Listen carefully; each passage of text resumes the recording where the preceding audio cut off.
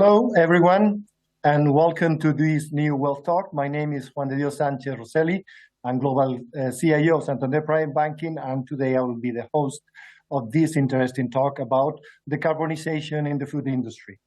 Allow me to start with a brief introduction of the housekeeping for this session. The talk will be held in English, as you can hear, but you can listen to a translation in Spanish by clicking the ES option at the top right menu. If you have any questions for our speaker, you can send them through the question comment option you will see on your screens. And in a few days, you will be able to access the recording of this World Talk on our global website, santanderprivatebanking.com. This session is a part of a special series launched together with Santander Universities through Santander X Innovation Experts, an initiative to transform the scientific and academic knowledge into opportunities to address global challenges. By anticipating key innovations in the future, we can identify emerging opportunities for investors, for students, entrepreneurs, and institutions focused in solving the major challenges in our society.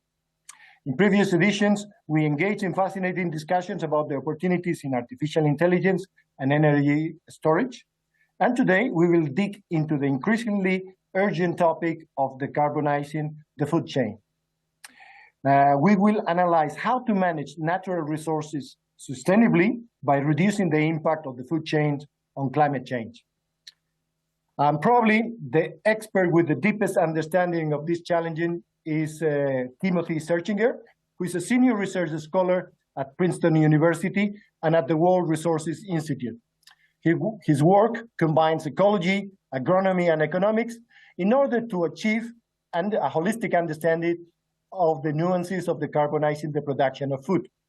He's the lead author of the report, Creating a Sustainable Food Future, a menu of solutions to feed nearly 10 billion people by 2050. The report is 594 pages long, so in case you want to read something less lengthy, we recommend downloading the white paper he has recently published in Santander X website, in which he explains why land is such a scarce resource in balancing environmental and food needs. And without further ado, we welcome Thimothy Searchinger. Thank you, Tim, for your insights in this critical field, your participation in this talk. It's a pleasure to be here. Okay, so we discussed how to tackle this conversation, and we prepared this outline of three main parts in which we thought it would be interesting first to explain our audience the link between food and CO2 emissions, and we should start with the challenge, which is to reduce this level of reductions of CO2 emissions to fight against climate change. Could you explain this graph? Well, basically, the message from this is simply we have to make very rapid reductions in emissions over the next 25 years, 26 years, if we have any hope of holding climate change even to 2 degrees Celsius, which is already problematic. Okay, yes, because in the past we've been increasing this level of emission by 8% per year, and we need to reverse that trend by 2%, and we need to decrease it, but at 4 times that speed, at 8%, if we want to reach those targets, no? Exactly, yeah. So it's a massive job, and that includes agriculture, which is why we're here.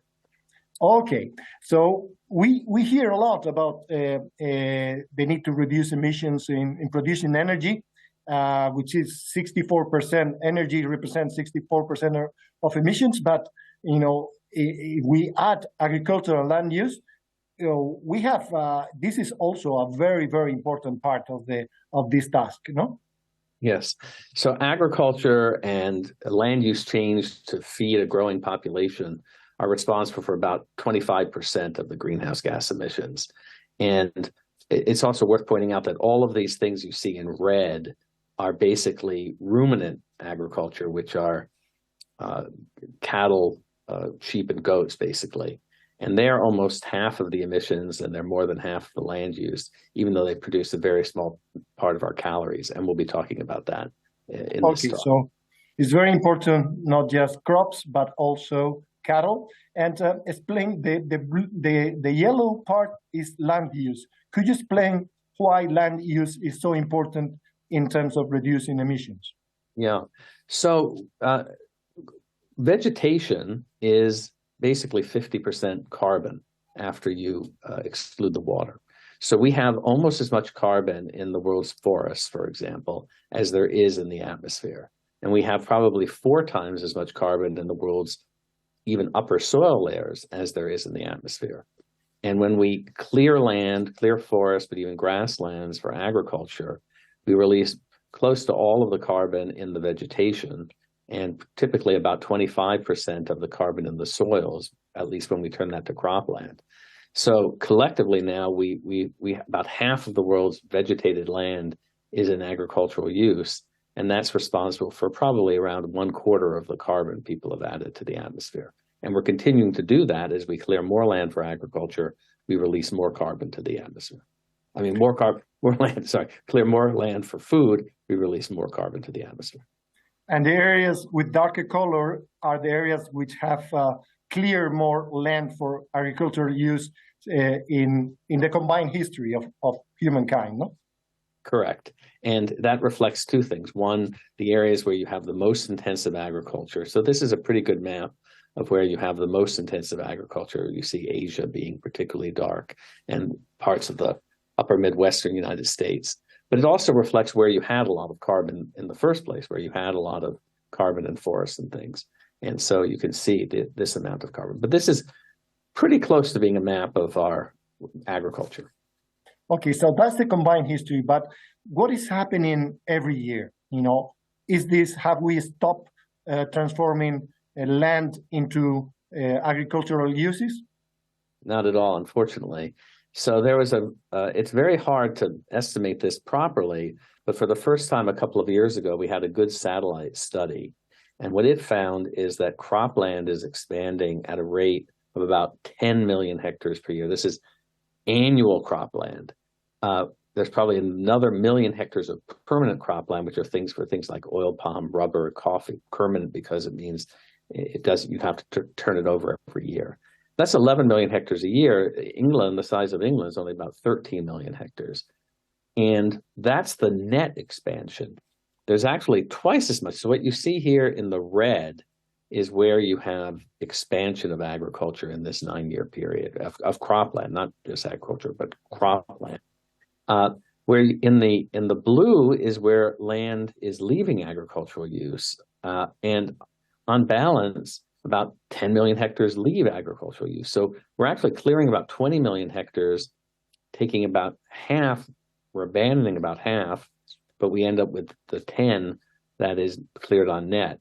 And that's important because, first of all, the 10 is gigantic. It means that if we continue to do that at 11, we're going to clear an area the size of India. And you can see India here showing up in the green.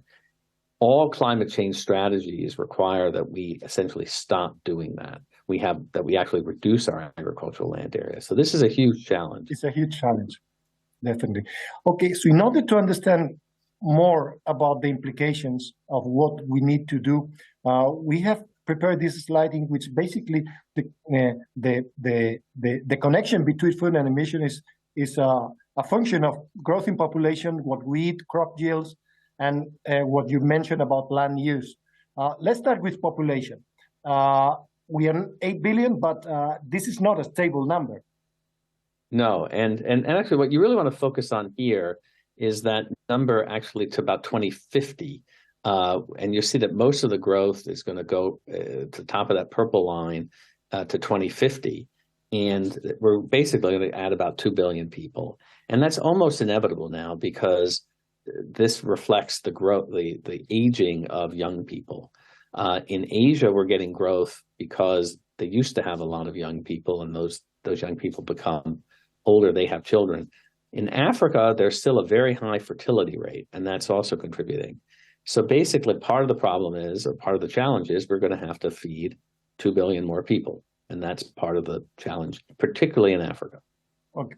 If other things equal, if those 2 billion people ate the same thing, it will be like 25% 25%. increase in food consumption. But we don't need the same, no, in different parts of the geographies. And there is a trend towards eating more meat consumption. Why is this trend? Yeah, so as we'll show again later on, the vast majority of people in the world eat very little meat and milk. And that's because they're poor. They don't even eat many vegetables because it takes more resources to produce vegetables.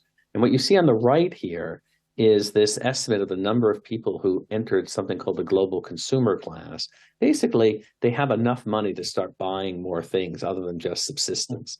And one of the first things people do when they have a little bit more money is they eat at least some meat and milk. And even as their incomes grow, they tend to eat more meat and milk. And what you see on the left is this gigantic increase, the sustained increase in meat and milk consumption.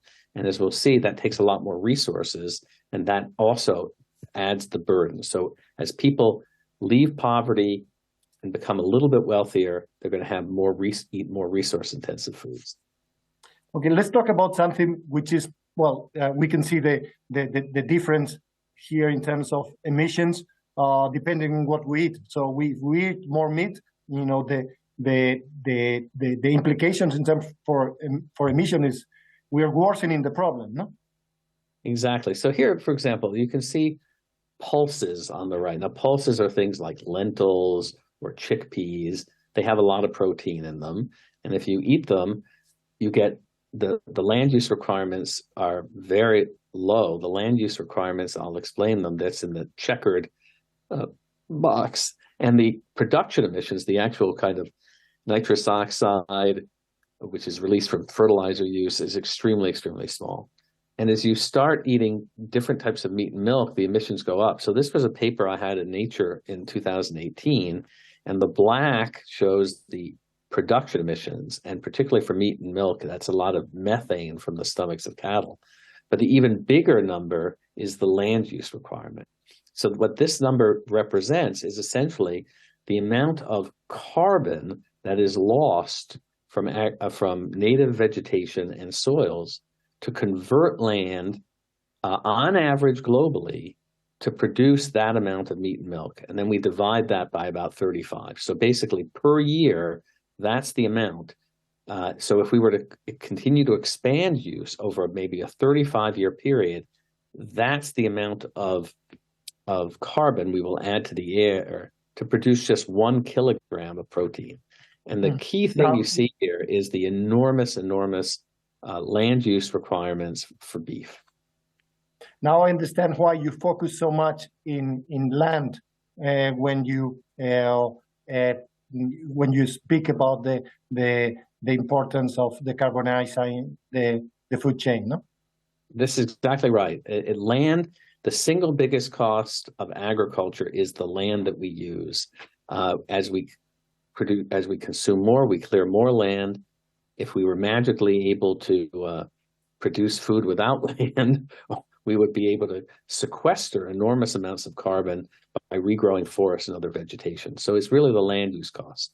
And here, if I could say this, what you see here is another impact, which is particularly associated with the beef, which is the amount of, what you're seeing here is the amount of deforestation that is occurring for each of these different key food items, or at least agricultural items. Mm-hmm. And what you see is that the biggest amount of deforestation is occurring directly to clear forests for pasture for cattle. And so that's what's happening there. Now, for various methodological reasons, we don't really know how much net expansion of pasture is because there's some drier areas that are being abandoned. But when you look at tropical forests, the biggest direct replacement of tropical forests is for cattle expansion. It's for cattle. Mm-hmm. Let's talk about something which is positive in terms of producing less emissions, increasing yields. Over history, we have been able to, through innovation, technology, to increase the production of food in the same amount of land. what are the trends going forward? So, I mean, more or less, we've been continuing to increase yields until recently, almost at the same rate as since 1960, and that's been responsible for more than 80%, 85% of the increased production, and so that's good. In some recent years, there seems to be some plateauing of yields for some crops, so a slightly lower rate of yield gain. But on average, those yields have continued to increase, but there's a real risk that they're going to be able to continue to increase. One of the things that caused this big increase from 1960 was three things, where we doubled the area of irrigation globally. We added synthetic fertilizer, which basically wasn't used before 1960. And we brought scientifically bred seeds to almost all farmers. We've pretty much done that everywhere in the world. There's pretty much, in most places, there's no additional irrigation water to add. So the one place where we can really add more fertilizer is in Africa. So because we have lost these kind of relatively easy ways of increasing yields, we're going to have to increase yields mainly just by being smarter. And without discussing about the negative implications of climate change, this year, El Nino, we hear a lot of negative news about decreasing crop yields as a result of El Nino. No? Is that a concern? It's a major concern. We don't really know how big the effect of climate change will be. We know that it will have a very harsh effect in warmer places. And the question is to what extent it's balanced out in colder places. But if you're in a warmer place like Africa, it's going to be a problem. So sustaining improvement in crop yields is not something we should take for granted. It requires innovation and requires also that certain negative aspects of climate change are moderated. No, exactly. This is basically what you are saying with this slide, no?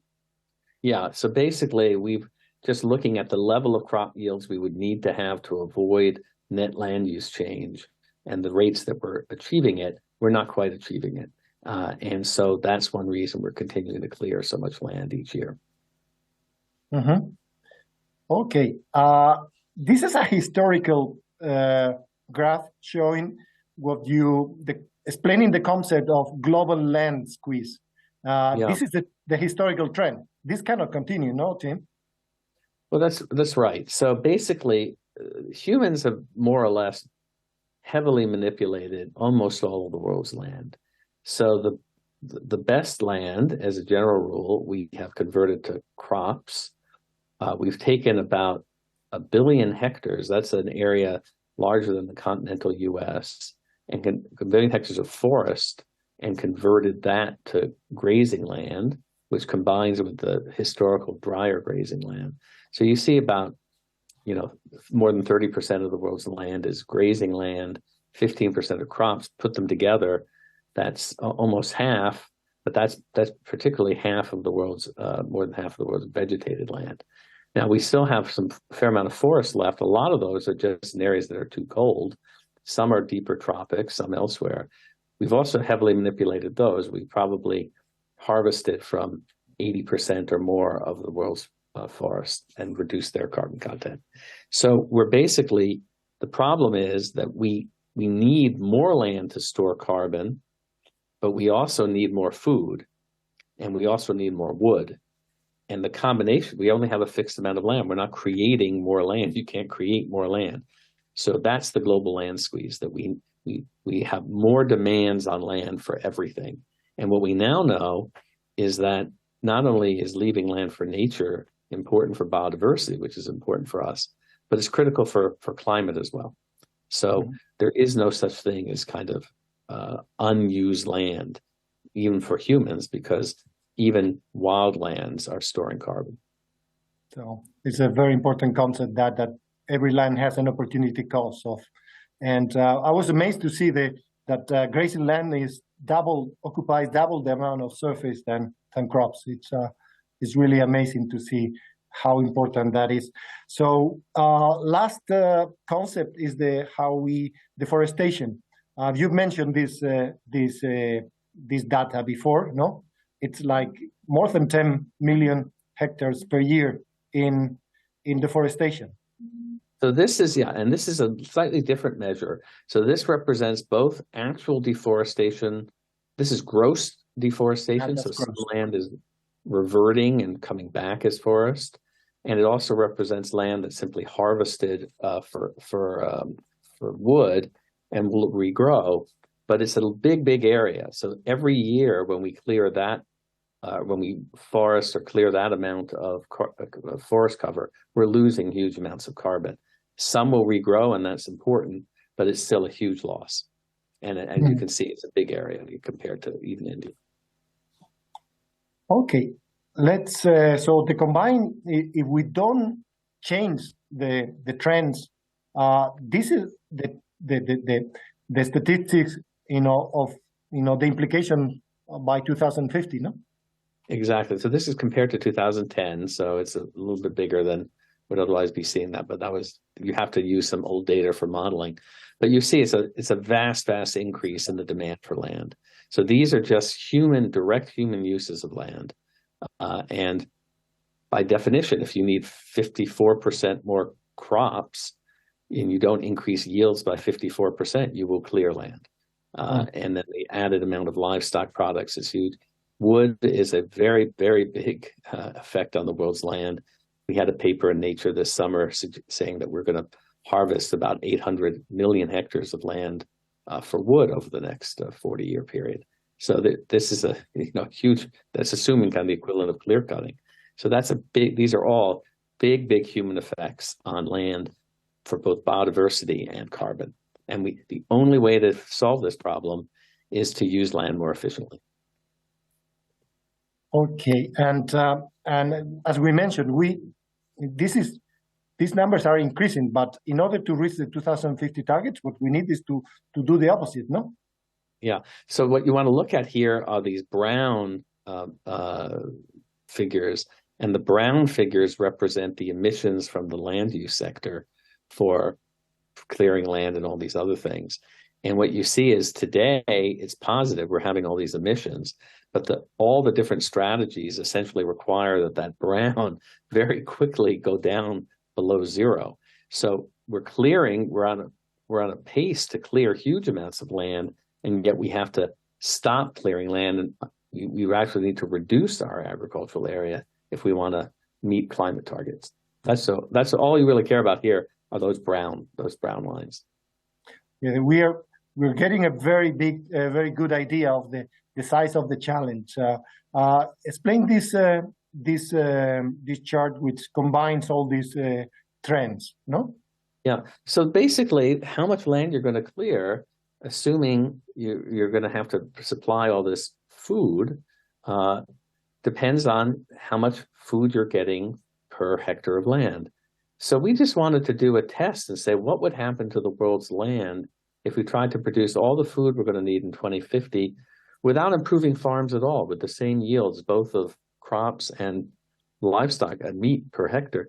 And what you see on the right is the no productivity gains after 2010. That means using the same farms as we had existing in 2010. And what you see is we're clear more than 3 billion hectares of land. Now that's roughly the area of remaining forests in the world, and more than the area of remaining forests in the temperate and tropics. And so we basically wouldn't have we practically have no natural habitats left if we tried to do that. Now, on the left is called business as usual. That's where we projected yield gains, assuming they progressed at the historical rate, and you still cleared 600 million hectares of land. About 2/3 of that would be for pasture. Now, there's a little bit of good news, which is beef consumption isn't rising quite at the level that we had projected based on something that the FAO, the Food and Agriculture Organization, had projected. So that is looking a little bit better, thank God. But cropland is looking a little worse. We're actually clearing more land. And then the middle one would be, we had lower rates of yield growth and what would happen there. So the main thing, the message here is that in order to feed the world without clearing more land, we're going to need to have much higher yields of both crops and livestock products per hectare. So we need a lot of innovation in order to increase productivity. And and try to minimize the land carbon footprint, which is very well grasped with this image. No? Yeah, I stole this from somebody on the web, to be honest. But it really gets across the fact that basically, think about how much land we're using. And, in the West, we're using, American diets are typically using at least a hectare of land per person. And, we have to basically hold that down, and particularly the amount of carbon from that. So the more productive land you use, the more the cost.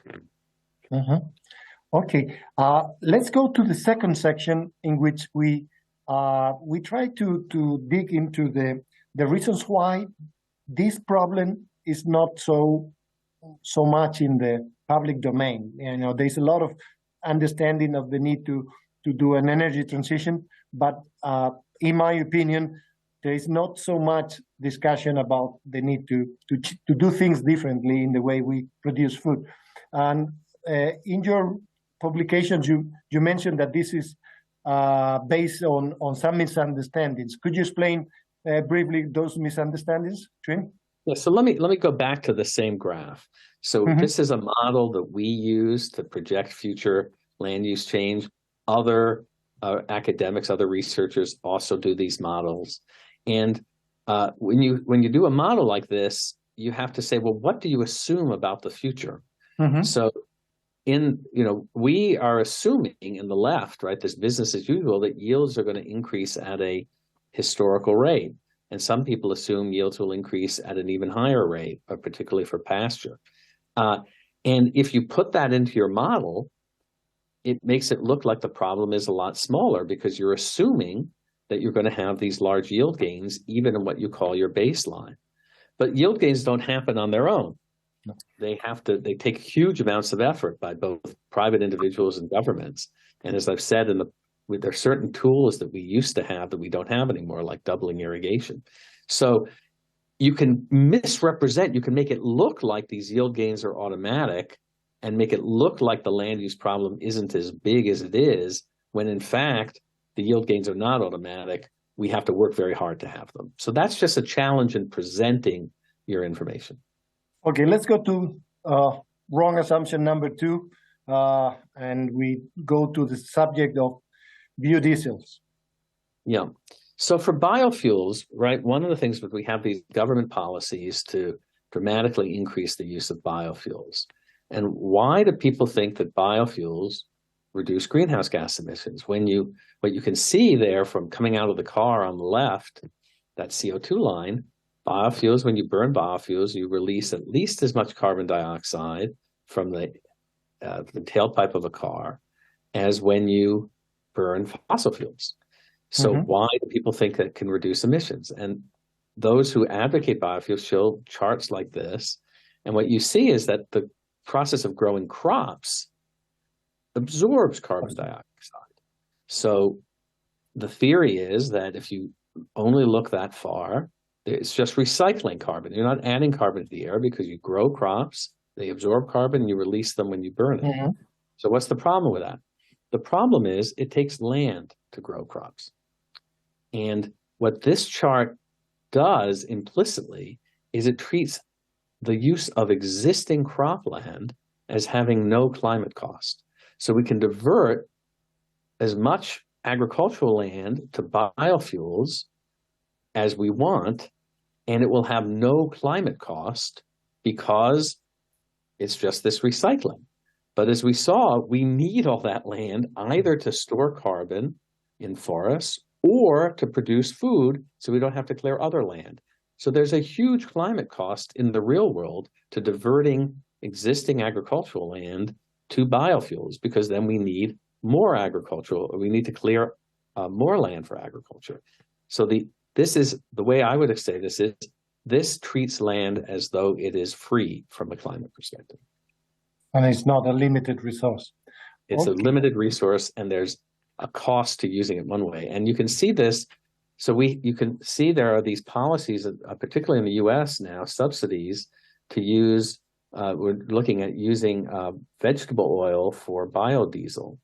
Vegetable oil is a very valuable product, we're clearing land like crazy in the tropics to make vegetable oil. It mainly comes from palm oil expansion in the tropical forest and soybean expansion also in the tropics. They also produce vegetable oil. They're together more than 80% of the world's vegetable oil.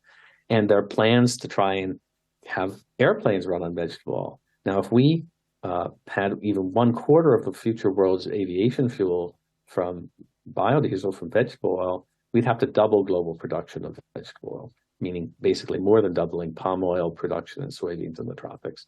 So that's obviously got a huge cost. So why don't I just go on just to explain this one? So a third problem we have, a third error we see, is some people claim, some scholars even, that there's enormous potential to just go out and restore forests. Well, restoring forests does sequester carbon, and that's good, but you need land to restore forests. So this was an important paper, or a paper that got a lot of attention in Science a few years ago.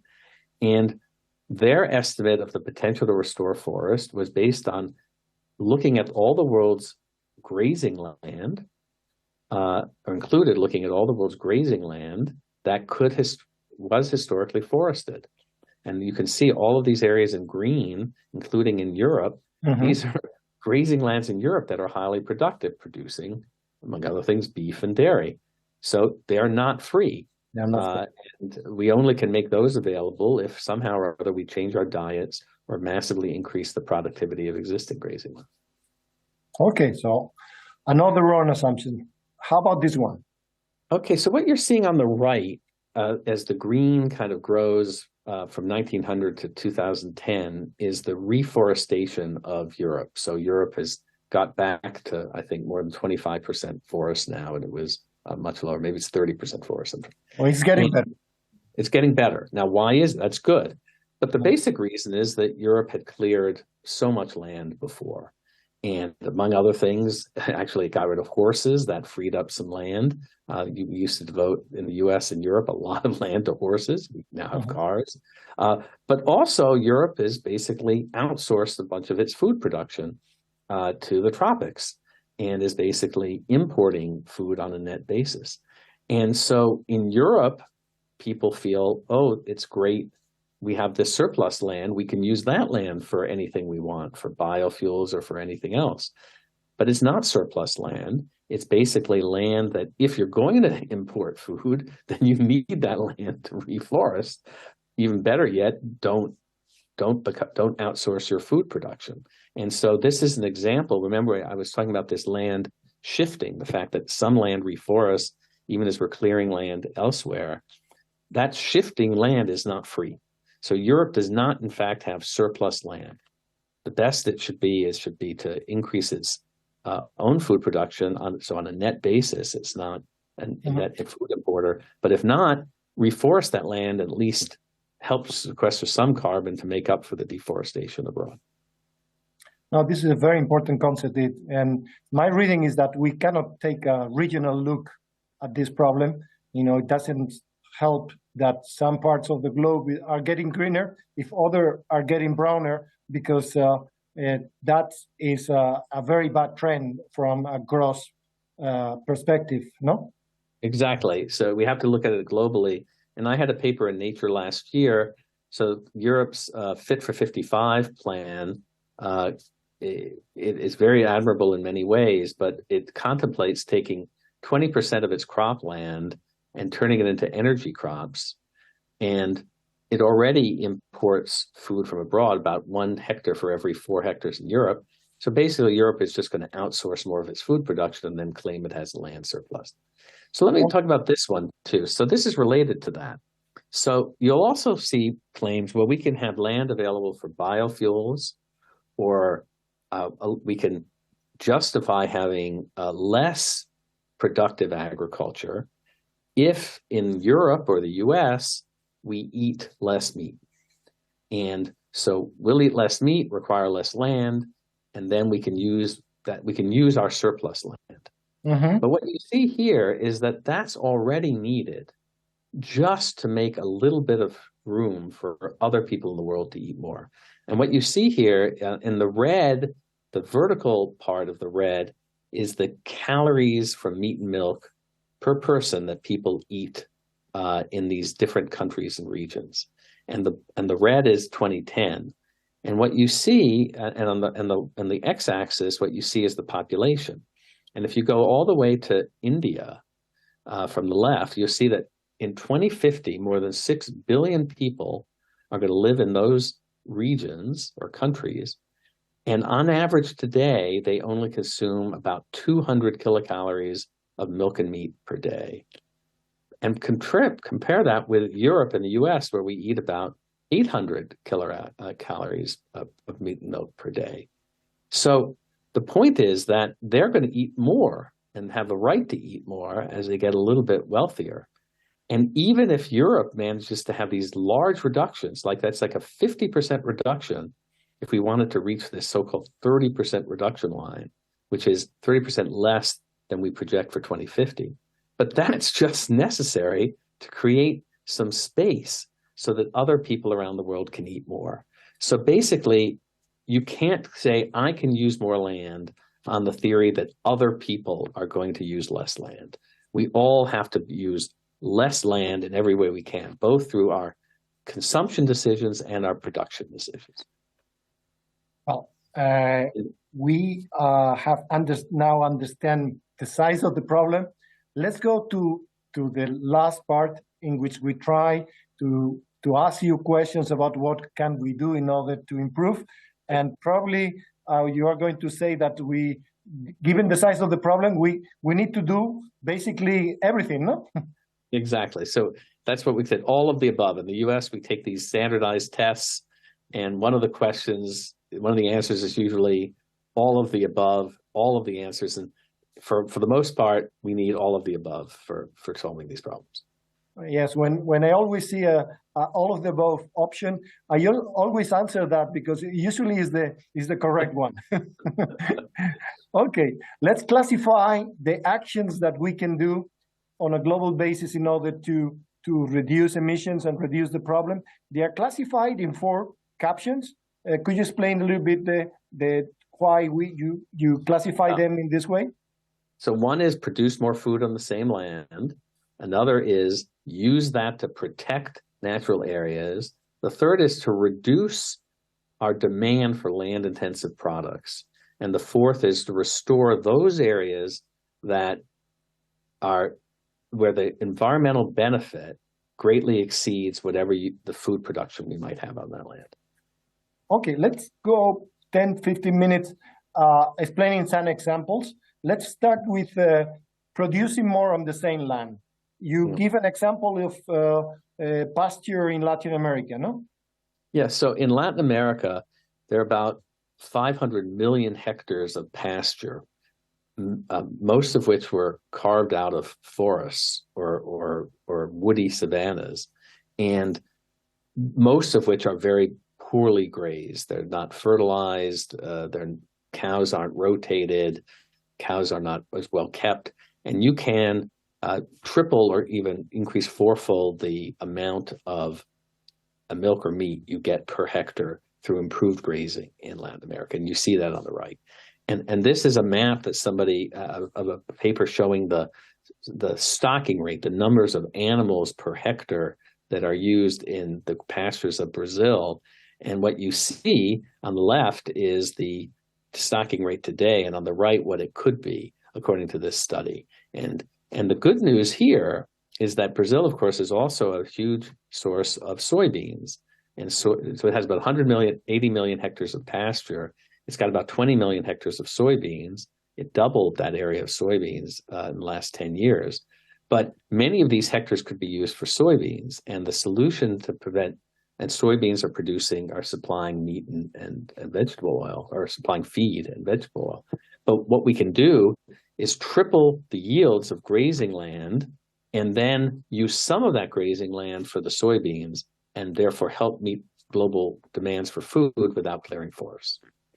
So that's an increase in productivity without using more land. Yes, that's improved grazing.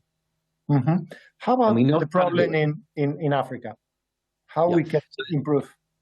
So this is obviously the biggest challenge is Africa, where the population is going to double and yields in recent years have grown very slowly. And all I can say here is that there needs to be a huge global effort.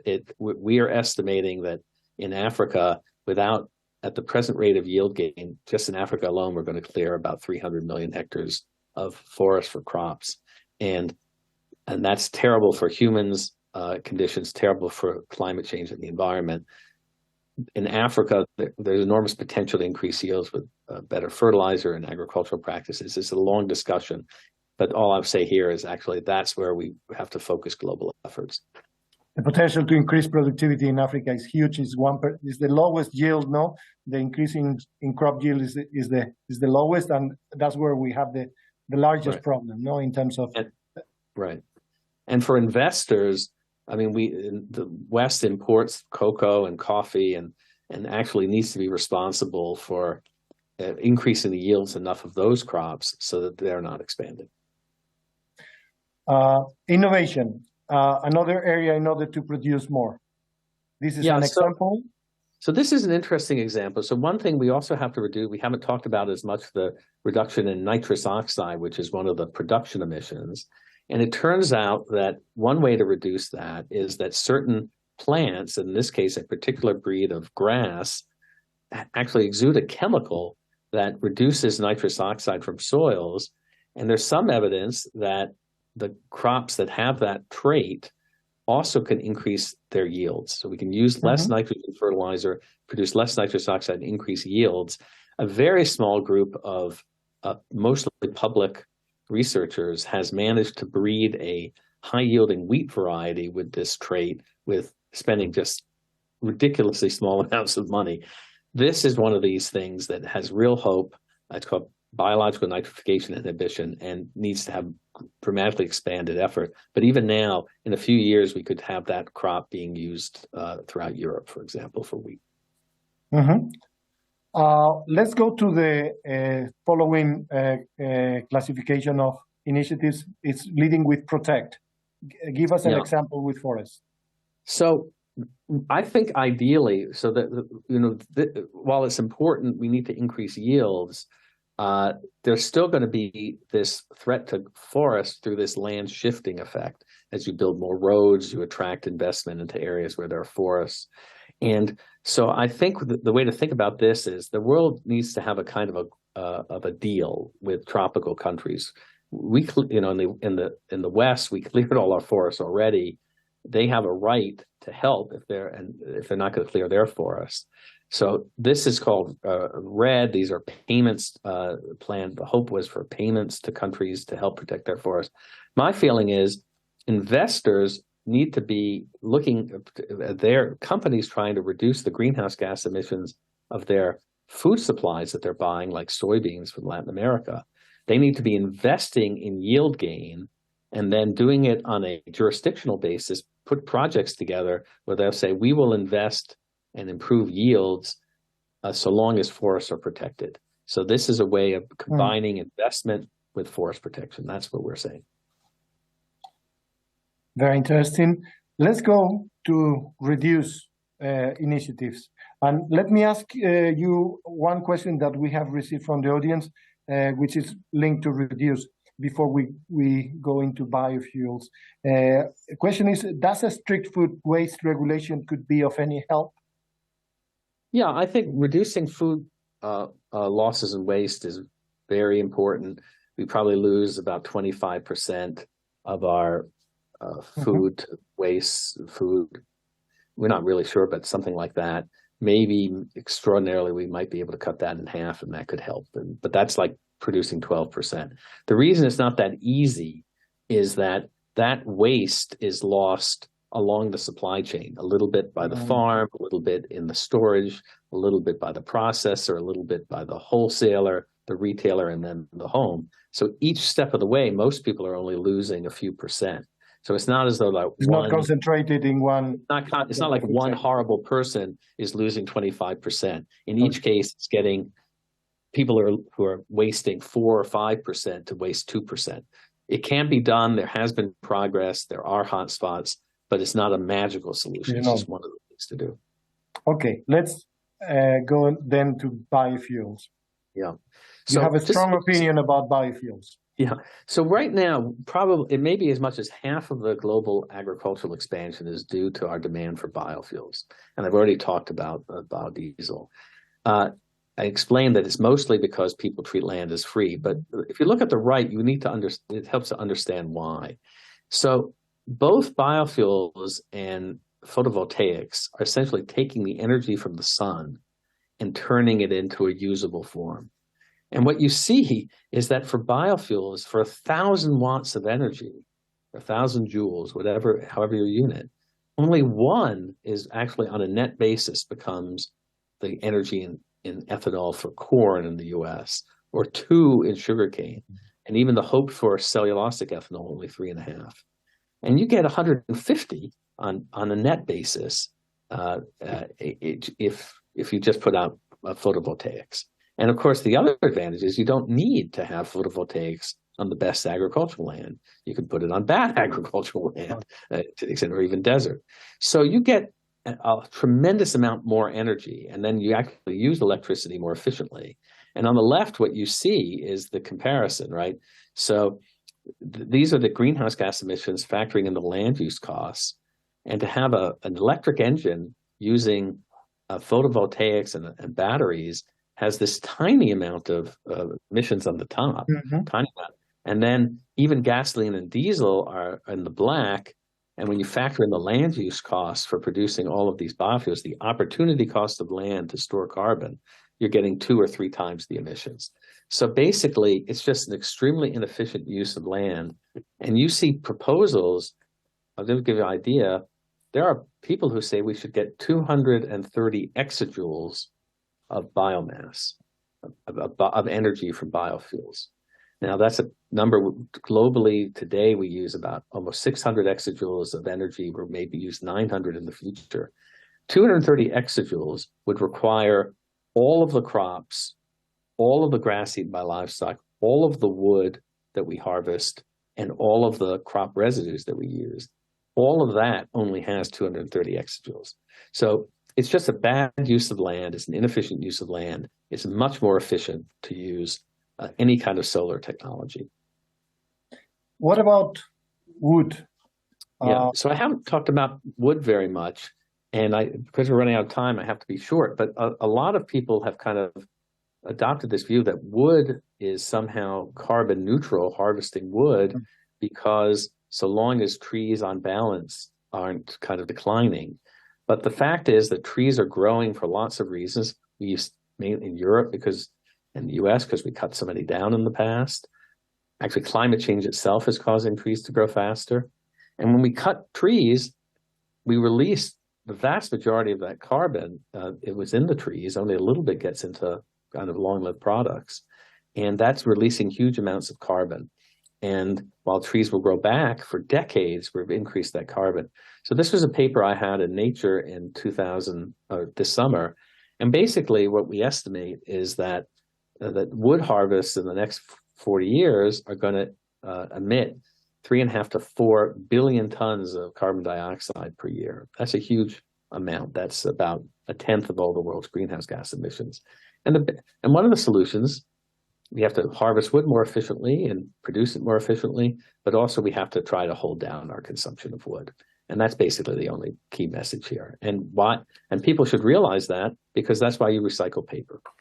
And so that's just another point, that we have to use wood more efficiently. In the tropics, a lot of trees are killed while harvesting other trees. It's a broad challenge. We can process wood better. But the basic story is, like anything else, we want to hold down the amount of wood that we use. We have 10 minutes more, but we're receiving some very interesting questions. So I'm going to also put some questions in the conversation. This one is about reducing also. It's about reducing the amount of food because we have a problem of obesity in the Western world. And the question is regarding about eating smarter and also applying the new innovations in pharmaceuticals with Ozempic and similar drugs that Eli Lilly and Novo Nordisk have discovered. This is a great question. Well, why don't you show the next slide and we can talk about it in the same context. as talking about reducing Diet beef. moderation. Yeah. So we actually estimated in that big report how much greenhouse gas reduction there would be if we just eliminated obesity. And it turned out it wasn't that much, surprisingly. I mean, obviously, it's very important for human health, but it turns out that, you can actually get fat without consuming that much more calories than you need. So what would have a really, really big effect is just reducing your beef. And the beef is about, it's in the US, beef is 45% or something of both the emissions, direct emissions, and the land use requirements. It's about 3% of our calories. Both in Europe and the US, we consume about a third less beef than we did in the 1970s per person. That's mainly because we eat more chicken. But if we can switch to even, as we say, instead of eating 3 hamburgers per week, the average American eats 1.5 hamburgers per week, that would have a huge effect. So for investors, it really is the case that this is an impossible burger, shifting to plant-based, coming up with plant-based alternative meats, which you've heard about, is really, really important. If magically we could really invent things that taste as good and are cheaper or as the same price, that nothing could have a bigger impact on the world than that. Great. Let's go to restore. What can we do? Yeah. So there are a couple of examples of places where, even though we need food, we should restore.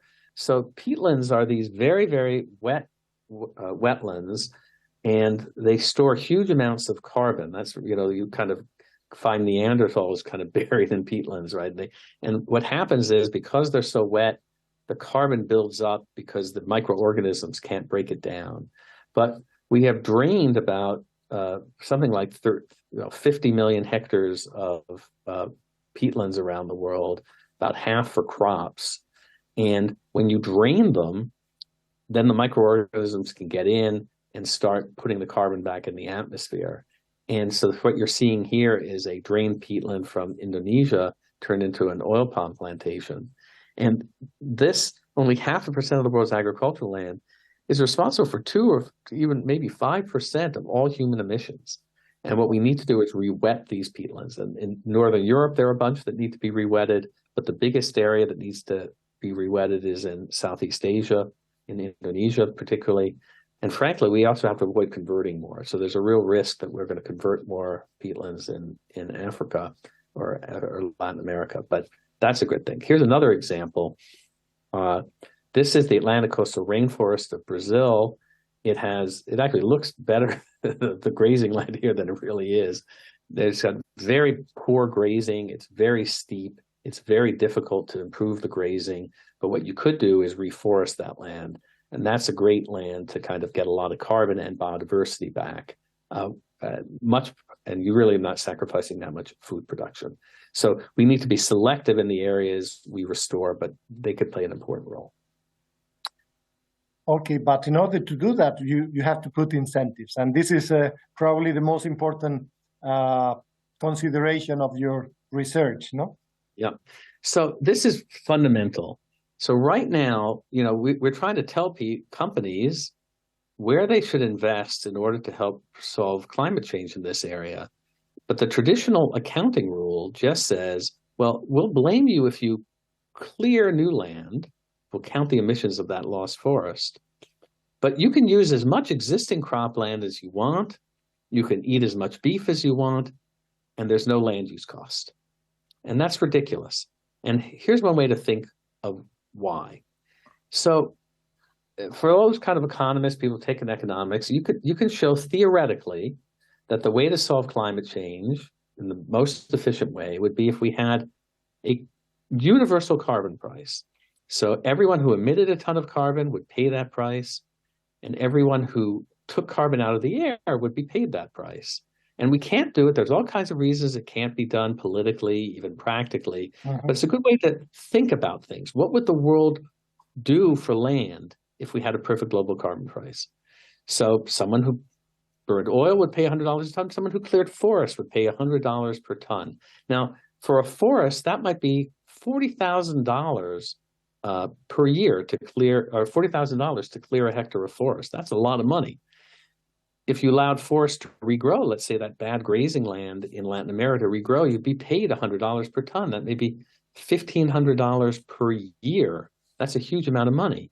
And what would happen is, because it would be so expensive to clear land and so valuable to reforest kind of poorly farmed land, that land would become much more expensive, and it would be really valuable to store carbon. And as a result, if you go to the next slide, everyone would have to work very hard to increase the amount of food they're producing on the same land. And similarly, there'd be a real reason to kind of, it'd be very expensive to consume beef, and you consume less beef. And basically, what that tells us is that land would be valued economically for its ability to store carbon. And you can call that the carbon opportunity cost. And that means land would be treated as extremely valuable, and we would use it better. And the way to account for what we need to have is accounting rules that, even though we don't have a global carbon price, tell companies and individuals and countries too, what would they do? How should they count the use of land as though they were paying that price? What is the carbon opportunity cost? And when you do that, that's basically what you show, that using land is then extremely expensive, and we need to encourage the more efficient use of land. So that's the most important concept. At the World Resources Institute, we're revising something called the greenhouse gas protocol used by companies. And I think we're going to be incorporating this measure of the use of land into the final document in some way. And it's important to have that message, because otherwise there's no incentive for companies to use land more efficiently to increase yields, and there's no incentive to consume more efficiently either. But if we did treat land appropriately, we'd have huge incentives to do that. And everyone needs to be thinking about that when they think about agriculture. So in terms of promoting change, you center on the concept of providing the right incentives, and in order to do that, it's very important to do the accounting of opportunity cost into the equation. So summarizing, I think this is a very important concept, but also the need to innovate, and also to dedicate resources, and to change many ways in which we are affecting the environment in the food chains. And so we have just time for two questions. One of them is related to innovations, which is the most exciting innovation that you are seeing in agricultural tech in order to go in this direction. Another one is regarding government action. What could be, if you were the government, what campaigns would you do in the Western world in order to promote change? Yeah, so I'll answer the second one first, because it follows from this, is the governments have to start doing the proper accounting themselves. So if Europe were doing the proper accounting itself, it wouldn't think it's going to solve climate change by essentially outsourcing Europe's food production and then treating its existing agricultural land as free to use to something else. So it needs to do the right carbon accounting in all of its policies. And I think that's maybe the single most important thing. The other thing it could be doing is it could be telling companies that if they invent and develop methods of reducing agricultural greenhouse gas emissions, that those will either be required or subsidized, so that companies have a real incentive to do that. On other innovations, there's so many. It's kind of hard to pick any one. I do think, as I said, these potential innovations in plant-based products are important. As I said, these things aren't as sexy, but seem really exciting, which are these improved forages that you can have to kind of increase the yield of crops. If we can, there is this talk of trying to have this kind of alternative fertilizers that aren't basically based on conventional fertilizer, where kind of microorganisms can absorb some of the nitrogen. It's not clear if they quite work, but they do seem to be having some benefits for crops.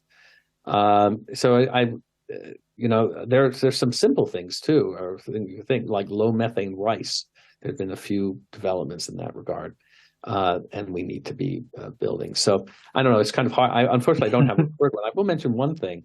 We're quite interested in technologies that could actually treat crop residues and make them a highly digestible feed. So there's almost as much crop residues in the world as there are crops, and they actually physically have the same amount of energy as crops, but you can't digest them. Animals can't digest them.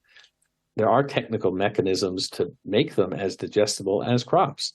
And the question is, we don't do that because it hasn't been economical or hasn't been subsidized. But we think that there are ways to do that. And we're very interested in, can we find ways to get more feed value out of crop residues, and in that way to save land? So I'll mention that one. Okay, thanks, Tim. Well, we could continue this conversation for much longer, but we want to be mindful of our speaker and our audience time. Thank you very much, Tim, for your insights. I hope our audience has enjoyed as much as I did this conversation and has learned many important concepts about this relevant topic. Thank you, Tim. Thank you for having me. We will continue to follow your publications. And goodbye, and thank you all for your interest in Santander World Talks.